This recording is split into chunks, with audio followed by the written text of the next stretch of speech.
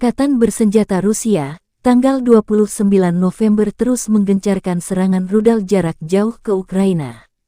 Penerbangan operasional taktis dan angkatan darat, pasukan rudal dan artileri Rusia menetralkan 10 titik kontrol musuh di dekat Petropavlovka, Brestovo, wilayah Kharkov, Dobrovolye, Terny, Torskoye, Verkhnekamenskoye, Andrivka, Vodianoye, Novosiolka, wilayah Donetsk, Nikolskoye, wilayah Kherson, kata juru bicara militer Rusia Letjen Igor Konasenkov.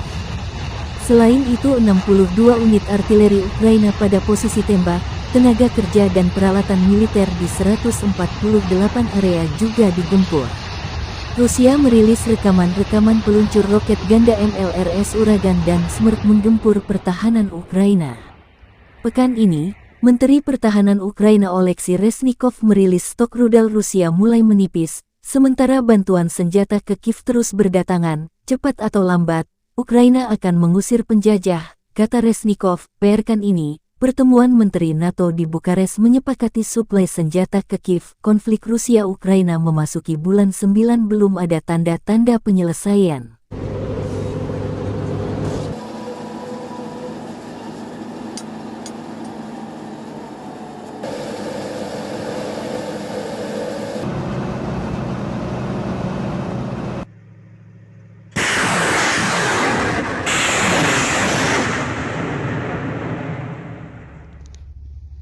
Внимание!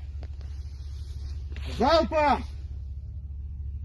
333!